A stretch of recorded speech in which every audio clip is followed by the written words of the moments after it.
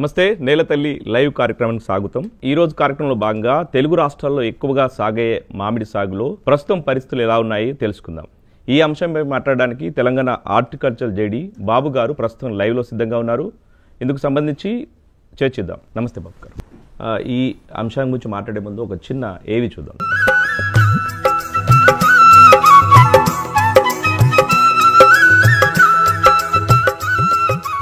Summer season అంటేనే అందరికీ మామిడి పండ్లు గుర్తొస్తాయి. ఇక రానున్న ఈ సమ్మర్ సీజన్లో రైతులు నాణ్యమైన మామిడి పంట దిగుబడులను ఎలా సాధించాలి? తెలుగు రాష్ట్రాల్లో ఎక్కువ ప్రాచుర్యం పొందిన మామిడి రకాలేంటి? పండిన పండ్లను ఎలా మార్కెట్ చేసుకోవాలి? ఒకవేళ పంట దిగుబడులు ఎక్కువై ధర తక్కువగా ఉంటే మామిడి రైతులు ఏం చెయ్యాలి? ఇలాంటి ఎన్నో సమస్యలకు పరిష్కార మార్గాలను అందించడానికి తెలంగాణ హార్టికల్చర్ జాయింట్ డైరెక్టర్ బాబు గారు హెచ్ఎంటీవీ స్టూడియోలో లైవ్ ఫోన్ ఇన్ కార్యక్రమంలో సిద్ధంగా ఉన్నారు. రైతులు స్క్రీన్ పై కనిపించే నంబర్లకు కాల్ చేసి సందేహాలను నివృత్తి చేసుకోవచ్చు. దానికంటే ముందుగా ఈసారి మామిడి రైతుల పంట సాగు అనుభవాలు ఎలా ఉన్నాయో తెలుసుకుందాం. మామిడి సాగు ఈసారి వచ్చినంత ఫ్లవరింగ్ ఎప్పుడు రాలేదు. దాదాపుగా ఫస్ట్ టైం ఒక నెల 15 రోజుల క్రితం వచ్చిన ఫ్లవరింగే కాపు అంటింది. దాని తర్వాత కాపు ఏం అంటలేదు. కాపు అంటింది కూడా కాసిన చెట్లు బాగా కాసినాయి, కానీ ఆ కాయలు కూడా మొత్తం దాదాపు 75% రాలిపోయినాయి. ఇప్పటికి ఒక 25% ఉన్నాయి. ఇంకా లేటు పూసిన పూత ఏది కూడా పూత అసలు పింద అనేది రాలేదు. పింద అయింది కూడా పండువారి మళ్ళీ రాలిపోవడం. నాదంటే న్యాచురల్ ఫార్మింగ్ అని కెమికల్ ఫార్మింగ్లో కూడా 8 సార్లు 9 సార్లు స్ప్రే చేసిన ఉన్నారు. వాళ్ళ వాటికి కూడా కాయలు లేవు. న్యాచురల్ ఫార్మింగ్లో మేము మజ్జిగ, మట్టి ద్రావణము, ఇంగువ ఇట్లాంటివి కొట్టినా కూడా కొంతవరకు ఉన్నది. కానీ ఏదైనా కూడా వాతావరణం సూటబుల్ ఉండాలి. ఏది కొట్టినా కూడా అంత న్యాచురల్గా అది రాదు. ఈ సీజన్ లోపల మామిడి లోపల కొత్త పురుగులు తెగుళ్ళు వచ్చి రైతులు తీవ్రంగా నష్టపోయినారు. పిందె రాలిపోయింది, భూమొగ్గలు అనేది నల్లగా వాడిపోయినాయి. 3-4 సార్లు మందులు కొట్టినా కూడా ఏమాత్రం రైతుకు ఆశాజనకంగా లేదు, దిగుబడి వచ్చేటట్టు లేదు. తీవ్రంగా నష్టపోయినారు రైతులు. రైతుల పక్షాన హెచ్ఎంటీవీ వారు ఈ యొక్క చర్చా వేదిక తీసుకోవడం ముదావహం. మాకెంతో సంతోషకరం. ఏంటంటే రైతుల పక్షాన ఇంతకుముందు చేళ్లల్లా వచ్చి చూసేవాళ్ళు, చెప్పేవాళ్ళు. ఇప్పుడు అటువంటి వ్యవస్థ లేకపోవడం వల్ల ఏం జరుగుతుంది అనేది రైతుకు తెలియక తీవ్రంగా నష్టపోవడం జరుగుతూ ఉన్నది. ఇది ఫస్ట్గా వచ్చిన పూత ముదురు పూత. అప్పుడు స్టార్టింగ్ వర్షాలు పడటం వల్ల ముదురు పూత మొత్తం మాడిపోయింది. 5-6 సార్లు మందులు కొట్టినా కానీ పూత మొత్తం మాడిపోయింది. ఇప్పుడు ప్రజెంట్కి లేత పూత వస్తుందండి. ఇది పూత వస్తుంది. ఏంటంటే తెల్లారుజామున 4 ఇది తేనె మంచు పడటం వల్ల ఎన్ని మందులు కొట్టినా ఆగట్లేదు. తెగుళ్ళోటి పడింది. ప్లస్ అన్నిట్లో కోడిపేలు కూడా బాగా పడుతున్నాయి. బాగా ఈ సంవత్సరం మామిడి దిగుమతి ప్రతి సంవత్సరం కంటే ఈ సంవత్సరం బాగా తక్కువగా ఉంటుంది. వర్షం పడినట్టు మంచు పడుతుంది. ఎన్ని మందులు కొట్టినా కూడా తేనె మంచు పురుగు మొత్తం ఆక్యుపై చేసేసి పేను బంకలాగా వచ్చి దానికి సరిపడా మందులు ఇచ్చే తెలంగాణ టెక్నాలజీతో లేటెస్ట్గా వచ్చినాయి. ఆ మందులు కూడా లేవు. ఎన్ని మందులు కొట్టినా ఇప్పుడు 6 సార్లు మామిడికి మందు కొట్టాం. 6 సార్లు కొట్టినా చెట్టు మీద ఎంత కాయ ఉంటుంది, ఎంత నిలబడుతుంది అనేది నమ్మకం లేదు. ఎండలు పెరిగిపోయినాయి. ఉన్న కాయ డ్రాప్ అయిపోతుంది. ఉన్న కాయని తీసుకెళ్లి మార్కెట్లో అమ్ముకుందామంటేనేమో మార్కెట్లో బేరగాళ్ళందరూ సిండికేట్ అయ్యి రైతులు కూడా లేని పరిస్థితి. ప్రభుత్వం దీనికి ఏదైనా ప్రత్యామ్నాయంగా ఆలోచించి ఈ సంవత్సరం మామిడి పంట మీద ప్రత్యేకంగా దృష్టి పెట్టి ప్రభుత్వం ఆదుకోకపోతే రైతులు చాలామందికి తోటలు తీసేస్తారు.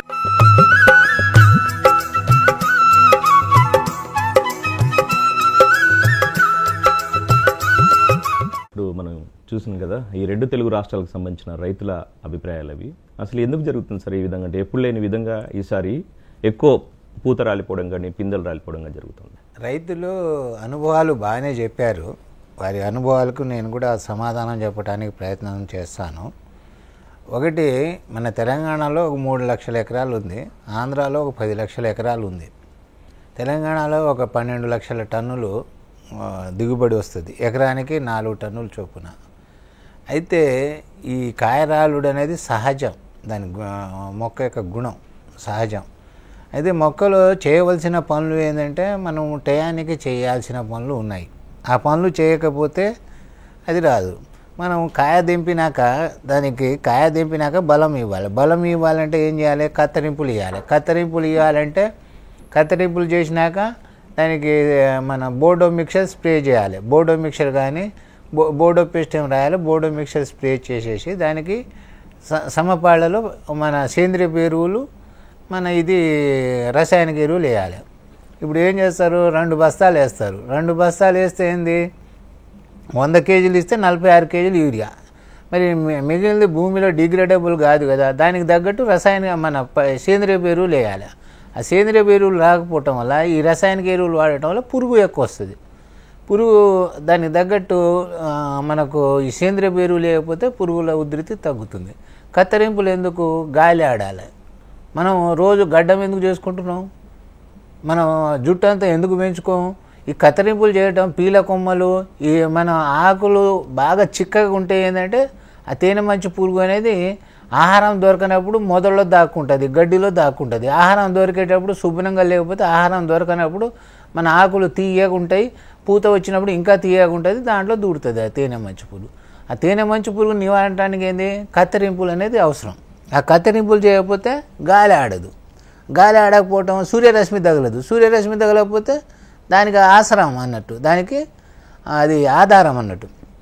అట్లాగే మన పండుగ అంటాము, అట్లాగే మన స్టోన్ వీవిల్ అంటే టెంకె పురుగు అంటాము. ఇవన్నీ ఎలా, ఇప్పుడు వాటికి రక్షించుకోవాలంటే టెంకె పురుగు కానీ ఏదైనా కానీ మనము డిసెంబర్ 2వ వారంలో పూత మొదలవుతుంది. జనవరి దాకా ఉన్న పూత నిలబడుతుంది, అది పిందెకాయ వస్తుంది. ఆ పిందెని నిలబెట్టుకోవాలి, అంటే నీళ్లు కట్టాలి. నీళ్లు కట్టినప్పుడు సైజు పెరుగుతుంది. నీళ్లు కట్టవద్దు అనేది పూతలో ఎప్పుడు, అక్టోబర్లో నీళ్లు కట్టవద్దు. నీళ్లు కట్టకపోవటం వల్ల వాడు పడుతుంది. వాడుబడి మన పూత కాడి నుంచి కాయ వచ్చేసరికి 4.5 నెలలు పెడతారు, 120 డేస్ పడుతుంది. మరి ఈ క్రమంగా పాటించే తప్ప మనం మామిడిని రక్షించుకోలేము. తర్వాత జనవరి 15, జనవరి 16 దాకా వచ్చిన పూతకు పిందె ఉన్నప్పుడు నీళ్లు కట్టాలి. నీళ్లు కడితే సైజు పెరుగుతుంది.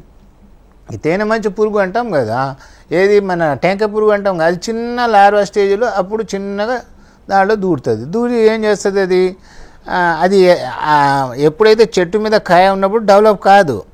కాయ దింపినాక అది ఏం చేస్తుంది, అది ఎక్కువ అవుతుంది ఆ టెంకాయ పురుగు.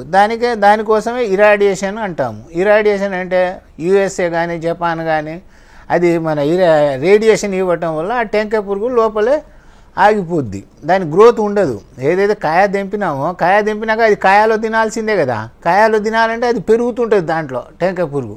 కాబట్టి దాన్ని పెరగనీయకుండా ఇరాడియేషన్, ఇప్పుడు మన యూఎస్ఏ వాళ్ళు కానీ జపాన్ కానీ ఇరాడియేషన్ ద్వారా అంటే మన రేడియేషన్ ఇస్తే అది అక్కడికి ఆగిపోద్ది. అట్లాగే పండుగ కూడా అంతే, దాన్నే ఫ్రూట్ ఫ్లై అంటాం. ఫ్రూట్ ఫ్లై కోసం కవర్స్ కడుతున్నాం. ఈ కవర్స్ కట్టడం వల్ల ఈ కవర్స్ కూడా నువ్వు ఇంకొక 45 గంటల ముందు తెంపుతున్నానంటే కవర్ ఇప్పాలి. ఇప్పినప్పుడు సూర్యరశ్మి తగులుతుంది, కాయకొడి షైనింగ్ వస్తుంది.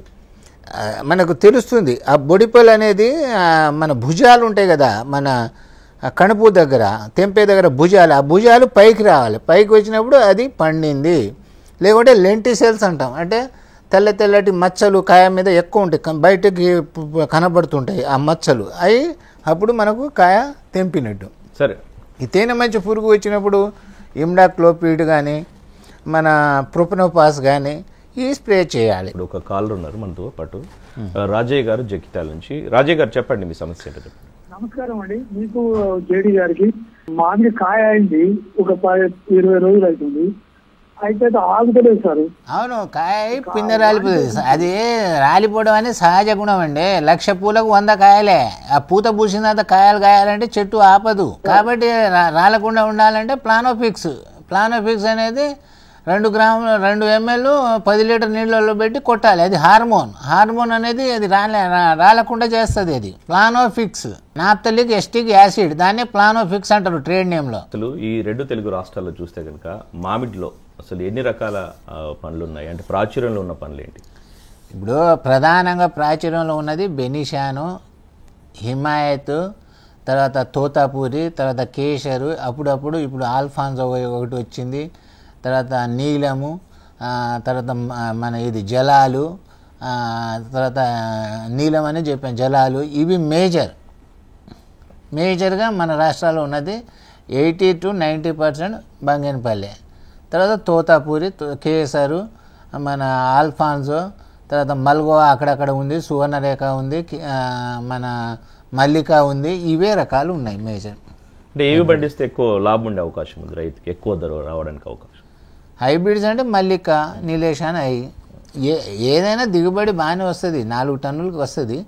ఒకటి ఏంటంటే మనము ఇక్కడ రేట్ అనేది మాట్లాడుకుంటున్నప్పుడు ఎక్స్పోర్ట్ చేయాలనుకుంటే మనం ట్రీట్మెంట్ చేయాలి, అంటే ప్యాక్ హౌస్లో గ్రేడింగ్ చేయాలి. గ్రేడింగ్ చేస్తే రేట్ ఎక్కువ వస్తుంది. A grade, B grade, C grade అని ఉంటుంది. ఎవడైనా మంచి మన కొనేటోళ్ళు మంచి క్వాలిటీని చూసుకుంటాడు, చూసుకొని రేట్ ఎక్కువైనా పెడతాడు. ఆ గ్రేడింగ్ అనేది అవసరం. ప్లాస్టిక్ ట్రేడ్స్లో కానీ ఎక్కడైనా గ్రేడింగ్ చేసి అమ్మటం వల్ల, అందుకే ఎపిఓలు ఉండాలి. ఎపిఓలు ఉంటే మార్కెట్ ఎక్కువ వస్తుంది. అవును, మీరు అన్నట్టు ఒకేసారి మొత్తం గంతగుప్పగా అన్ని ఒకేసారి అమ్మడం అవి చేయడం కంటే గ్రేడింగ్ చేసుకోవడం వల్ల అవును కొంత రైతుకు లాభం. అంటే ఒక 300 గ్రాములు, 250 గ్రాములు, 280 గ్రాములు అన్నీ ఎక్స్పోర్ట్కు పోయి మంచిగా గ్రేడ్ చేసుకొని అమ్ముకుంటే బాగానే వస్తుంది. ఇప్పుడు స్టార్టింగ్లో ధర బాగానే ఉంటుంది. రాను రాను ఎక్కువ కాయలు డిమాండ్, సప్లై ఎక్కువ వచ్చినప్పుడు రేట్ కొంత పడిపోతుంది. అయితే 30 రూపాయలు, 35 రూపాయలు కేజీ కంటే తక్కువ అయితే రాదు. ఏదైనా ఈ తోతాపురి వాటికి తక్కువ వస్తుందేమో కానీ బంగన్పల్లికి అయితే అంతకంటే తక్కువ రాదు. ఇక మన హిమాయత్కి అయితే 250, 300 కేజీ ఉంటుంది, దాంట్లో సందేహం ఏం లేదు.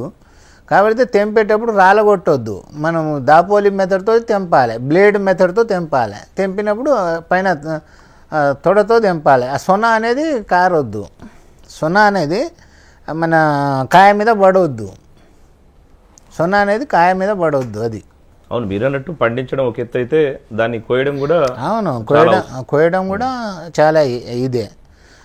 ఏదైతే మనం రాలగొట్టడం వల్ల ఏంటంటే దెబ్బతింటుంది, భూమి మీద పడి దెబ్బతింటుంది. దెబ్బతినటం వల్ల అది మార్కెట్లో వాల్యూ ఉండదు. మామిడి అనేది రారాజండి, అది జాతీయ ఫలము, మనం అందరం అభిమానించే ఫలము.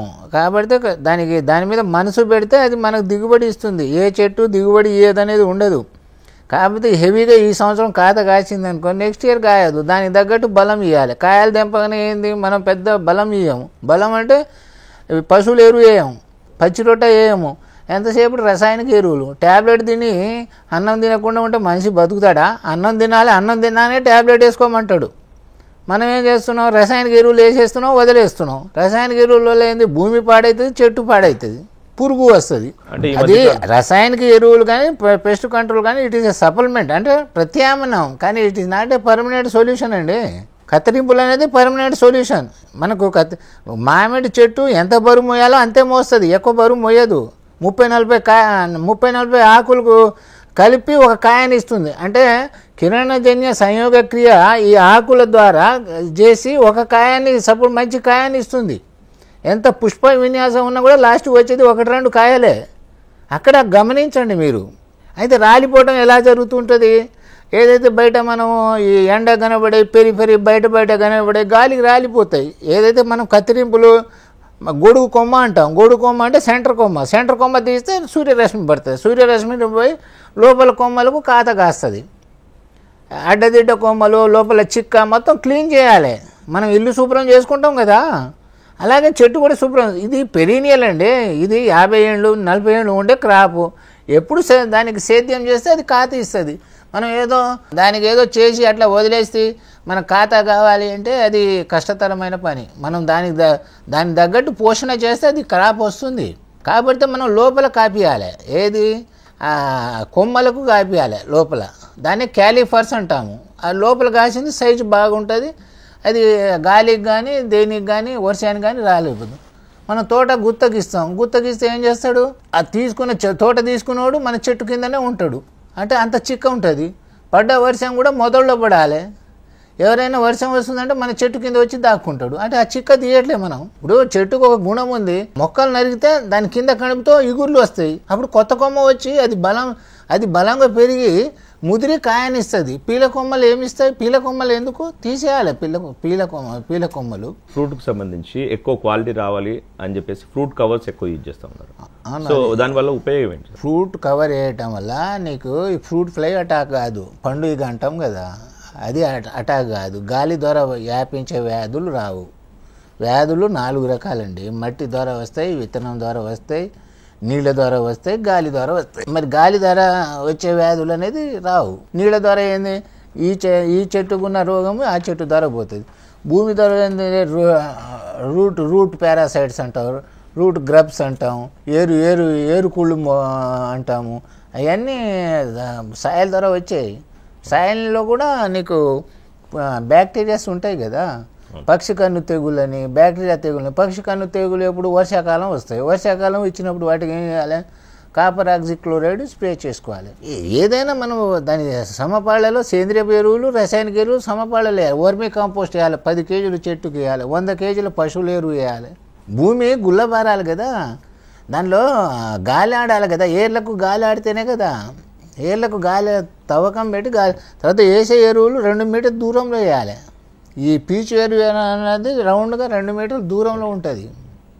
మీరు గమనించాలి. అక్కడ రైతు ఏం చేయాలంటే రోజు తోట పోతే 3-4 రోజులకు ఒకసారి తోట పోతే చెట్టు ఏం చేస్తుంది, ఎట్లా ఇస్తుంది, ఆకులు బొడిపెలు ఎందుకు వస్తున్నాయి, ఆకులు ఎందుకు మాడిపోతున్నాయి, ఏదైనా పొటాషియం లోపమా, జింక్ లోపమా, లేకుంటే బోరాన్ లోపమా, కాయపగుళ్ళు వస్తే బోరాన్ లోపము, ఇలాంటి గ్రహించి స్ప్రే చేయాలి. జింక్ లోపం అంటే ఏంది?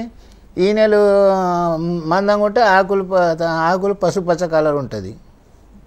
మరి ఇనుము లోపం ఇవన్నీ గమనించి స్ప్రేయింగ్ అనేది తాత్కాలిక నివారణనా, ఉపశమనం. జింక్ సల్ఫేట్ కానీ, మెగ్నీషియం సల్ఫేట్ కానీ, కాపర్ సల్ఫేట్ కానీ 2 గ్రాములు 3 గ్రాములు వేసేసి ఒక 10 గ్రామ్స్ వేసి స్ప్రే చేసేస్తాం. అది తాత్కాలిక నివారణ. మరి దీర్ఘకాలిక నివారణ చేయాలంటే ఏం చేయాలి? సాయిల్ అప్లికేషన్ చేయాలి. దాదాపు 100 గ్రాములు జింక్ సల్ఫేట్ వేయాలి, 100 గ్రాములు మెగ్నీషియం సల్ఫేట్ ఇవ్వాలి, తర్వాత పశువుల ఎరువు ఇవ్వాలి. ఇవన్నీ సాయిల్ అప్లికేషన్ ఇస్తేనే చెట్టు బలంగా ఉంటుంది. పశువుల ఎరువు ఇవ్వాలి, జీలుగు ఇవ్వాలి, తర్వాత మన ఇది జనుము వేసి కలియ దున్నాలి. అది దీర్ఘకాలిక నివారణ. మనం ఎంతసేపటికి స్ప్రేయింగ్స్, తాత్కాలిక నివారణ ఈజ్ నాట్ ఏ సొల్యూషన్ అండి. దానికి అలవాటు కావద్దు. వేసవిలో ముఖ్యంగా రైతులు ఈ నీటి ఎద్దడికి సమస్య ఎక్కువ ఉంటుంది. అలాంటి క్రమంలో ఇప్పుడున్న సీజన్లో ఈ నీటి యాజమాన్య పద్ధతిలో ఎలాంటి పాటించాలండి? నీటి యాజమాన్యం ఇప్పుడు డ్రిప్ ఇరిగేషన్తో ఇస్తే సరిపోతుంది.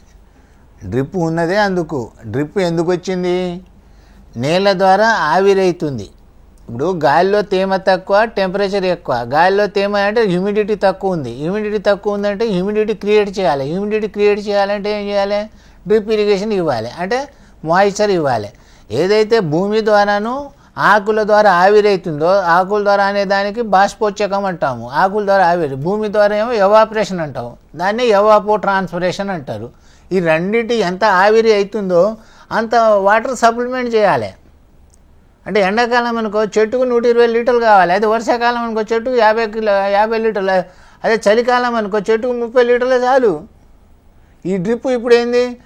ఇప్పుడు గంటకు 4 డ్రిప్పర్లు వేస్తారు. ఒక్కొక్క డ్రిప్పర్ 8 లీటర్లు. 4 × 8 32 లీటర్లు. 32 లీటర్లు అంటే 4 గంటలు నడపాలి ఎండాకాలం. అదే వర్షాకాలం 2 గంటలు చాలు.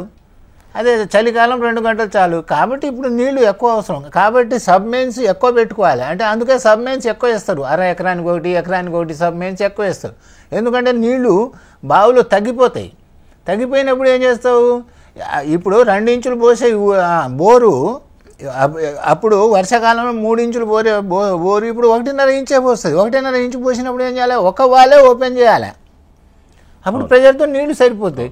అందుకు అన్ని వాల్స్ పెడతారు. ఒక 10 ఎకరాలు ఉందో 10 వాల్స్ పెడతారు. 10 వాల్స్ పెట్టినప్పుడు నీ డిశ్చార్జింగ్ పెట్టి వాల్ ఓపెన్ చేయాలి. ఇప్పుడు ఇది కంప్లీట్ అయినాక ఆ వాల్ బంద్ చేసి ఇంకో వాల్ సబ్మెయిన్ వాల్ ఓపెన్ చేయాలి. అది లేకుంటే నువ్వు అన్ని వాళ్ళు ఓపెన్ చేస్తే చెట్టుకు నీళ్లు సరిపోవు. అంటే మనం ఉపశమనం డ్రిప్ అనేది చాలు. ఈ మధ్యకాలంలో ఈ రైతులు సేంద్రియ పద్ధతులు కూడా ఈ మామిడిని సాగు చేస్తూ ఉన్నారు. సో వాళ్ళ పరిస్థితి అంటే వాళ్ళకి ఏ విధంగా ఉంది మార్కెట్? దానికి వాల్యూ బాగుందండి. సేంద్రియపు దానికి మనకు ఆర్గానిక్ సర్టిఫికేషను, మన సీడ్ సర్టిఫికేషన్ వాళ్ళు సర్టిఫికేషన్ చేస్తున్నారు. సర్టిఫికేషన్ చేసినాక దాని రేటు మంచి రేటు వస్తుంది. దీనికంటే ఇది 30 రూపాయలు ఉంటే అది 45 రూపాయలు పోతుంది. కాయ టేస్ట్ కూడా బాగుంది, గట్టితనం తెలుస్తుంది. అసలు మన తెలంగాణ మామిడికాయ మంచిది. ఎందుకంటే డ్రై వెదర్ మంది, కన్సిస్టెన్సీ ఎక్కువ ఉంటుంది, టేస్ట్ ఎక్కువ ఉంటుంది. ఎక్కడైతే నీళ్ళు ఎక్కువ ఉంటుందో దాని సోరు అది ఏంది ఒగరుగా ఉంటుంది, టేస్ట్ ఉండదు కాయ, నీళ్ళు ఎక్కువ ఉంటాయి. అందుకే నీళ్లు తక్కువ డ్రై వెదర్లో కాయ టేస్ట్ ఎక్కువ ఉంటుంది. అందుకే మన కొల్లాపూర్ మామిడి ఫేమస్, చాలా ఫేమస్. మీరు అన్నట్టు ఇప్పుడు సేంద్రియ పద్ధతిలో పండించిన దాన్ని ఒకళ్ళు ఎక్స్పోర్ట్ చేసుకోవచ్చు కదా, మరి ఎందుకు చేయకూడదు? చేసుకోవచ్చు. ఎక్స్పోర్ట్ సర్టిఫికేషన్ ఉంది, ఆర్గానిక్ సర్టిఫికేషన్, సీడ్ సర్టిఫికేషన్ వాళ్ళు ఆర్గానిక్ సర్టిఫికేషన్ ఇస్తారు మీకు. అపేడా వాళ్ళు లైసెన్స్ ఇస్తారు మర్చెంట్ కింద. తర్వాత DGFT director general of foreign trades వాళ్ళు ఉన్నారు, వాళ్ళు కూడా మార్కెటింగ్ చూపిస్తారు. ఇప్పుడు ఏ దేశంలో అమ్మదలుచుకున్నావు, నువ్వు మిడిల్ ఈస్ట్ కంట్రీలో అమ్మదలుచుకున్నావా, జపాన్లో అమ్మదలుచుకున్నావా, యూఎస్ఏలో వాళ్ళకి తగ్గట్టు ట్రీట్మెంట్ చేయాలి. జపాన్ ఇరాడియేషన్ కావాలి, నాకు పురుగులునే నాకు కావద్దు, వాడు ఎప్పుడో చూసి ఉంటాడు. మనం ఏం చేస్తాం, పురుగులు ఉంటే దాన్ని కోసి పక్కకు పడేసి తింటుంటాం. వాళ్ళు అట్లా కాదు, కంప్లీట్ నీట్ ఉండాలి వాళ్ళకు, ఏ పురుగు కనబడవద్దు. కాబట్టి వాళ్ళు అట్లా ఎక్స్పోర్ట్ అన్నీ అవుతాయి. మామిడి ఆకులు కూడా ఎక్స్పోర్ట్ చేస్తారు, మన వినాయకుడు పెట్టే గడ్డి ఉంటుంది గరిక, అది కూడా ఎక్స్పోర్ట్ చేస్తున్నారు, బంతిపూలు ఎక్స్పోర్ట్. నేను అన్నీ బాంబేలో చూశానండి, ఎక్స్పోర్ట్స్ బాగా జరుగుతున్నాయి. ఈవెన్ అరటికెల కూడా ఎక్స్పోర్ట్ చేస్తున్నారు, మన కూరగాయలు ఎక్స్పోర్ట్ చేస్తున్నారు. కాబట్టి అక్కడ కంట్రీ యొక్క కల్చర్ స్టడీ చేయాలి, వాళ్ళ యొక్క కల్చర్ ఏంటి, వాళ్ళతో మనతో రిలేషన్. మీకు అక్కడ మార్కెటింగ్ ట్రేడరు, ఒక లైసెన్స్ ఆఫీసర్, ఒక ఏజెంట్ దొరికిందంటే పర్వాలేదు. నువ్వు డైరెక్ట్ మార్కెట్ చేయాలంటే నువ్వు అక్కడ నీ షాపు, నీ ఇది, వాళ్ళ యొక్క కల్చరు, వాళ్ళకి హిస్టరీ తెలుసుకొని అక్కడ పోయి చేయాలి. కానీ మన హిస్టరీ తీసిపోయి అక్కడ పెడతా అంటే కుదరదు. రైతు కష్టపడి పండించిన తర్వాత పంటని అమ్ముకునే పరిస్థితిలో చాలా ఇబ్బందులు ఎదుర్కొంటున్నారు. మధ్య దళారులు కావచ్చు, లేకపోతే ఇప్పుడు ఒకేసారి అమ్మడం. అట్లాంటి పరిస్థితుల నుంచి మీ హార్టికల్చర్ డిపార్ట్మెంట్ చాలా ఆన్లైన్ మార్కెట్స్ వచ్చినాయండి. కల్గుడి అని వచ్చింది. ఇప్పుడు ఆన్లైన్ మార్కెట్, ఎగ్ మార్కెట్ అంటాం సెంట్రల్ గవర్నమెంట్ దాంట్లో వెబ్సైట్లో పోతే ఏ స్టేట్లో ఏ రేటు పోతుంది అనేది తెలుస్తుంది. తర్వాత ఇప్పుడు మార్కెట్ అసెస్మెంట్ చేసేటోళ్ళు ఉన్నారు, ట్రాన్స్గ్రాఫ్ వాళ్ళు. ఈ మామిడికాయకి ఎంత రేటు వస్తుంది, ఇది ఎంత వస్తుంది అనేది కూడా అసెస్మెంట్ చేసేటోళ్ళు ఉన్నారు. అట్లా కాకపోతే మనము కొంత వాల్యూ ఎడిషన్, మామిడిని మనం ఎక్స్పోర్ట్ చేయాలి, మాగబెట్టాలి. దాని తర్వాత రైపనింగ్ ఛాంబరు, కోల్డ్ స్టోరేజ్. మామిడి నీకు 10 డిగ్రీ సెంటీగ్రేడ్ దగ్గర స్టాక్ చేస్తే నీకు 15-20 రోజులు ఉంటుంది టెంపరేచర్ దగ్గర, అదేం పాడు కాదు. అంటే ఈ మధ్య ఒక్క మామిడి పండు 2 సంవత్సరాలు ఉండే అవకాశం ఉంది ఫోజనింగ్. వాటికి సంబంధించి ఎట్లాంటి రకాలు? ఒక మామిడి దాదాపు 2 సంవత్సరాలు దాచుకోవచ్చు మనం అని చెప్తా ఉన్నారు బయట మార్కెట్లో. ఐస్ క్యూబ్ చేస్తే దాచుకోవచ్చు. క్విక్ IQF అంటారు, ఇండివిజువల్ క్విక్ ఫ్రీజర్ అని అంటారు. ముక్కలు చేసేసి ట్యూబ్ లాగా చేసేసి 2 సంవత్సరాలు దాచుకోవచ్చు. ఇంకోటి మన మల్గోవా ఉండి పచ్చికాయ అనేది టేస్టే ఉంటుంది, దాన్ని కూడా దాచుకోవచ్చు. దానికి కావాల్సిన టెంపరేచర్లో దాచిపెడితే ఉంటుంది. టెంపరేచర్ ఎక్కువైతే ఏం చేస్తాం, ఇప్పుడు ఫీల్డ్ హీట్ అంటాము, ఫీల్డ్ హీట్ని తగ్గియాలంటే ప్రీ కూలింగ్ చేస్తాము. అదే ఈ మామిడికాయని బయట పెడితే రెస్పిరేషన్ ఎక్కువ అవుతుంది, తొందరగా పండిపోద్ది. అదే మనం కూల్ టెంపరేచర్ పెడితే టైం పడుతుంది, అంతే. షెల్ఫ్ లైఫ్ మీనింగ్ కోల్డ్ స్టోరేజ్లో పెడితే షెల్ఫ్ లైఫ్ పెరుగుద్ది, సింపుల్ అది. అదే ఎండలో పెడితే తొందరగా రెస్పిరేషన్ అయ్యి తొందరగా పండుద్ది, పాడైద్ది, తినలేము కదా అంత వెంటనే. Okay sir, thank you so much. మామిడిలో రకాల గురించి చాలా బాగా చెప్పారు. ఇది వాటికి నెలతల్లి కార్యక్రమం. నమస్తే.